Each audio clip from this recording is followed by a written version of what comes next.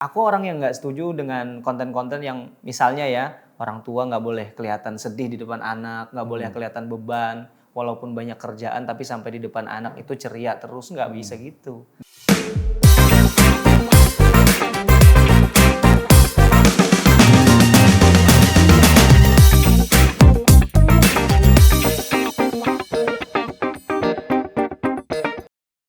Hai guys, ketemu lagi di podcast Kacamata Mai. Kali ini sama sahabat gue, teman ngobrol, penggiat dongeng Indonesia, sekaligus co-founder dari Dongeng Academy. Betul? Betul. Namanya Kak Ojan. Aku berasanya pengen gini, salala trilin gak ya? Kita bukan ya. Saya bukan akus menikah dan bukan ini ya. Tapi nuansanya memang kalau dekat sama Kak Ojan ini selalu fun, ceria. Emang sehari-hari gak ada beban ya Kak? Rasa-rasanya nggak mungkin ya. Tapi kenapa happy selalu? Ya berapa kali kita tapping bareng di Michael Channel luar biasa, tapi selalu vibe-nya tuh positif banget. Kebiasaan kali ya, soalnya kalau kita ke acara anak-anak gitu kan, pasti bawaannya seneng, bawaannya seru gitu. Itu kebawa sih ke dunia sehari-hari gitu. Jadi artinya Kak Ojan ini adalah sosok orang tua yang nggak pernah marah di rumah. Nggak mungkin, nggak mungkin. Terima kasih atas kejujurannya. Aku jujur Ya, banget. ya. Jadi apa yang terjadi sebenarnya kalau di rumah sama anak? Sama kayak manusia lain ya, kayak orang tua lain bisa marah dan itu penting buat anak gitu. Anak harus tahu ada marah, ada sedih. Aku orang yang nggak setuju dengan konten-konten yang misalnya ya orang tua nggak boleh kelihatan sedih di depan anak, nggak boleh kelihatan beban, walaupun banyak kerjaan tapi sampai di depan anak itu ceria terus, nggak bisa gitu. Kita harus ngasih tahu anak-anak bahwa bapak bisa sedih loh, bapak bisa marah gitu dan itu normal. Normal ya buat tumbuh kembang anak ya. Betul. Nah, dari semua aktivitas anak, kenapa memilih mendongeng dan menyanyikan lagu anak? Aku nih Ini kayak hot seat atau apa? Pertanyaan biasa loh ya. Saya jadi deg-degan sendiri. Pertanyaan nggak sulit kan? nggak sulit, Nggak. cuman maksudnya sebenarnya kan dulu aku kerja di bank. Wow, seorang bankers. Ya latar belakang pendidikan perbankan. Oke. Terus Berapa lama kerja di bank? sempat sebentar sih, setahun. Terus habis itu ternyata nggak cocok, pindahlah ke dunia pendidikan dan di situ aku nemuin ternyata suka banget sama dunia pendidikan, terutama pendidikan anak gitu. Awalnya sih nggak mau jadi pendongeng, Kak Mike. Justru sukanya ngajar. Salah satu metode pembelajaran yang seru itu kan mendongeng, keterusan. Gitu. Jadi awalnya edukator, pengennya jadi pendidik gitu. Betul. Tapi salah satu metodenya mendongeng. Dan keterusan. Awalnya saya coba-coba, lah kok enak. Dan kenapa keterusan? Karena aku juga ngerasa ini dibutuhkan gitu. Coba deh kalau kita nanya pendongeng di Indonesia berapa banyak sih, ya kan? Dulu pas saya mulai gitu, waduh kita bahkan hafal siapapun. Jadi kalau kenal nggak sama kakak ini? Kenal nggak kenal. Sekarang sih lumayan sudah banyak yang nggak kenal gitu. Dan Kok malah lumayan sih kebanyakan kenal, artinya banyak pendongeng. udah makin banyak gitu. Jadi lumayan, jadi bagus gitu. Dan kenapa nyanyi lagu anak sama anak saya ya, bikin konten-konten gitu Kak. Ya ternyata dongeng aja nggak cukup nih gitu. Kalau aku bikin konten dongeng tuh dari tahun 2000 berapa ya? Nggak ngangkat gitu. Viewsnya gitu-gitu aja. Ya kan? Subscribernya gitu ya. Iya, di Instagram. Biasa-biasa aja gitu. Biasa-biasa aja bikin video-video di Instagram ya banyak sih yang suka tapi nggak signifikan, nggak viral. Pas bikin lagu anak, jutaan viral gitu. Follower nambah ribuan per hari. Wow. Oke. Jadi ini salah satu pintu masuk sih ya untuk lagi-lagi untuk nularin inilah pendidikan positif buat orang tua. Ya udah nyanyiin dulu deh biar ini viral juga. Yang bikin viral bukan saya. Salah. Nah, tapi kenapa dari Kak Ojan merasa bahwa dongeng ini perlu kita lestarikan? Sebenarnya kalau orang ada yang bilang sekarang tuh orang tua banyak yang nggak dongeng lagi ke anak, aku nggak terlalu setuju. Karena sebenarnya di dalam rumah-rumah masing-masing, saya yakin orang tua tuh pada cerita kok. Kak Mike nih, cerita nggak ke anaknya? Ini kamu nggak lihat wajah saya? Saya langsung introspeksi diri, kayaknya saya jarang. Oke, kalau Ya, tapi saya adalah beberapa kali cerita ke anak. mungkin kalau saya nanya gitu kan mikirnya harus dongeng kan, Iya, kancil buaya. Tapi kalau saya tanya sering nggak cerita? Cerita apa aja tentang Cerita dong. waktu di Kantor ngapain aja? Di kantor ngapain aja, di jalan macetnya Iya. gimana? Cerita kan Iya, pasti. cerita. Itu juga yang kami maksud storytelling di rumah itu termasuk itu gitu. Jadi sebenarnya yang kami lakukan adalah mengampanyekan lagi supaya makin aware bahwa ini penting gitu. Tapi bukan berarti orang tua tidak melakukannya. Jadi artinya itulah kenapa campaign ini dibawa ke ranah sosial media atau YouTube dan lain sebagainya. Ini tujuannya apa sih? Supaya semakin banyak lagi awareness gitu. Betul. Tentang pentingnya dongeng. Tentang pentingnya dongeng, kemudian nanti lebih spesifik lagi kayak misalnya ya dongeng-dongeng apa sih yang bagus cocok buat anak. Ada resourceful stories namanya, cerita-cerita yang memberdayakan gitu. Jadi orang tua sudah suka cerita ke anak, tambah lagi bisa memilih cerita yang cocok buat anaknya. Kemudian ya kalau agak-agak teknis metode bercerita yang asik, kan ada banyak tuh genre bercerita gitu, nggak cuma satu gitu. Tips buat orang tua nih sekarang, cepet aja 3 supaya kita bisa langsung jago mendongeng buat anak. Nggak ada, nggak mungkin bisa jago hanya dalam waktu sebentar gitu. Jadi kalau konteksnya di rumah nih Kak Mike, setiap orang tua itu pendongeng profesional buat anaknya. Jadi Kak Mike itu adalah pendongeng yang lebih hebat dari pendongeng manapun kalau di rumah. Karena di rumah harus punya mindset gitu ya? Harus punya mindset gitu. Karena kan di rumah itu audiensnya cuma satu, ya kan? Waktunya bisa kapan aja, nggak harus 1 jam. Anak-anak sendiri. Anak-anak sendiri. Kalau nggak suka, cubit gitu. Gitu. Jadi sebenarnya nggak susah gitu. Dan ya kalaupun mau ditambah-tambah gitu kan, gimana caranya? Satu, senyaman mungkin gitu. Jangan meniru pendongeng yang ada di TV atau di YouTube. Karena mungkin tidak sesuai sama anaknya. Jadi karakternya gitu. Karakternya. Jadi jadilah diri sendiri. Jadilah diri sendiri. Jangan kebebanan. Jangan kebebanan. Bener ya? Bener ya? Terus berikutnya apa? berikutnya apa ya, lagi? Berikutnya bisa pakai apa sih namanya? Kalau butuh alat peraga, anaknya kebetulan visual sekali gitu, pakai alat peraga seadanya aja, nggak usah harus pakai boneka, harus pakai wayang gitu. Kan bisa pakai alat sehari-hari gitu, itu bisa. Yang ketiga, libatin anak dalam cerita. Jadi nggak usah takut, aku kalau cerita anakku nggak mau sampai selesai, ntar diinterrupt, nanti nanya lagi, interupsi itu gitu. nggak apa-apa gitu. Jadi justru kalau di terapi ini ada namanya healing stories, cerita-cerita yang menyembuhkan gitu. Justru interaktif storytelling itu si terapis itu menerapi pasiennya yang punya masalah mental misalnya, itu dengan cara membuat cerita bersama-sama. Oh, jadi nggak apa-apa kalau ada interupsi atau ya bahkan berubah. Jalan ceritanya bisa berubah gitu ya? Iya, nggak usah protes. Dek, cerita kancilnya nggak gitu. Nggak apa-apa, lanjut aja gitu kan. Karena tujuannya bukan menyelesaikan cerita, tapi membangun kedekatan dan komunikasi. Menarik. Jadi jangan kolot ya jadi orang tua ya gitu ya.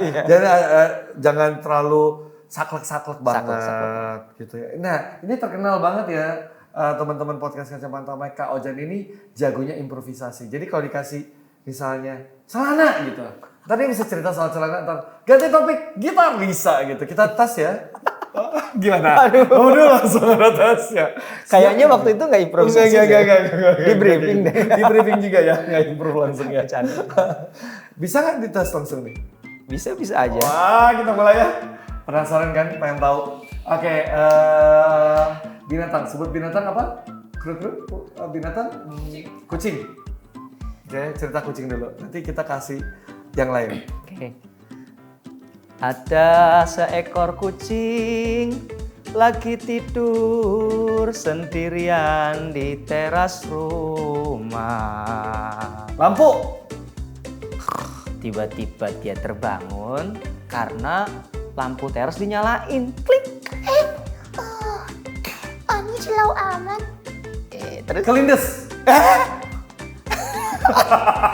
Ini agak-agak serem nih kalau ya, nggak boleh ya, nggak boleh ya. Mohon maaf, konten dewasa ya. Kita kan Ya, ini anak-anak anak-anak ya. Apa? Kaget. Nah, tiba-tiba dia kucing itu kaget karena ada kucing lain yang kelindes. Balik lagi ke situ. Sama aja. Ya, sama aja. Orang udah Oke, kaget. Lanjut. Kaget. Ya, kucingnya kaget. Kan tadi udah kaget karena Mataku silau, lampunya dinyalain. Siapa yang nyalain ya? Padahal kan ini udah pagi kok lampunya dinyalain. Suara bel. Ting tong. ternyata lampu terasnya dinyalain oleh pemilik rumah karena ada tamu pagi-pagi. Ting tong. Cek, cek. Pintu rumah dibuka dan pemilik rumah keluar. Jadi deh tuh. Satu cerita ya. Kalau melihat aksi Kak Ojan, saya langsung jadi minder. Saya orang tua macam apa nggak bisa dongeng kayak gini. Sebentar. Saya kalau cerita di rumah Kak Mike tuh nggak gitu. Oh enggak ya? Enggak. Jadi kalau di panggung sama di rumah tuh beda. Oh, Orang- bedanya? Ya pendongeng walaupun di rumah saya tuh nggak yang ngubah-ngubah suara kayak tadi gitu kan. Kalau ada tokoh raksasa, aku adalah raksasa yang siap. Enggak, suaranya nggak digitu-gituin. Oh. Karena anak itu kalau udah suka, dia pasti selesai cerita dibilang, Pak lagi. Nah, 2 kali, 3 Kali. kali. Bayangin. Capek. Capek. Dia nggak bayar. iya. Anak Wah, kamu Kalau di hitung-hitungan panggung kan juga dibayar. ya. Kamu hitung-hitungan juga ya. Cuan minded juga dia ternyata. Tapi serius nggak Iya, gitu. iya. Nggak gitu ya. Dia di rumah lebih santai. Iya, karena nggak bayar tadi. Karena nggak bayar. By the way, ini kalau kamu coba bangun awareness soal pentingnya mendongeng ya sama anak-anak, konten-konten ditaruh di YouTube. Apa nggak khawatir? YouTube sekarang juga kan marak dengan animasi-animasi dan suara dubbingan dongeng gitu ya. Iya. Itu apa bedanya? Apa bisa menggerus nggak sih performance dari pendongeng itu sendiri? Justru kalau cek video-video dongeng saya di YouTube itu tidak ada animasi, hanya saya bercerita di depan kamera. Kenapa? Karena satu nggak ada modal. Mahal ya, Jujur, Jo, ya, animasi. animasi mahal, 30 juta bikin satu kan. Tapi yang sebenarnya adalah yang kedua memang kalau cek video-video pendongeng luar negeri itu mereka kalau bikin produk dijual dongeng itu bahkan bukan video tapi audio. Karena kami berpendapat bagusnya mendongeng itu karena kalau kita cerita itu anak-anak kan berimajinasi itu. Kalau imajinasinya udah diwakilin sama animasi, imajinasinya kurang main. Apa bedanya sama nonton TV biasa gitu. Justru dongeng-dongeng yang tanpa animasi, tanpa alat peraga itulah dongeng-dongeng yang paling bagus dalam merangsang imajinasi anak. Oh, Gitu. wow. Jadi aku nggak pernah merasa Semakin menambah kreativitas anak itu sendiri ya. Nah, kalau nggak punya akun TikTok kenapa? Wah, ini personal banget ya. Soalnya jelas-jelas kalau lihat Instagramnya dia langsung tulis tidak ada akun TikTok. Jadi jangan nanya-nanya gitu ya. setahun lalu setahun lalu aku bikin TikTok sama Ata sama anak saya. Dan semua video saya FYP. Semua video jutaan. Setiap hari nambah ribuan follower. Udah naik di ban. Kenapa? Nggak tahu, ternyata TikTok itu sering begitu kan. Tiba-tiba ada akun di ban. Ada yang bilang karena kontennya sama anak-anak gitu kan. Tapi teman-teman saya yang aktif di media sosial dia bilang ini biasa kok di TikTok. Ada yang iri lihat pertumbuhan bagus dilaporin terus di ban dan nggak bisa dipulihin. Ada yang centang biru aja banyak juga yang nggak bisa dipulihin gitu. Gara-gara itu aku nggak mau bikin TikTok lagi. Soalnya capek bikin Silakan Anda yang merasa bagian dari TikTok buat TikTok. bikin klarifikasi di sini.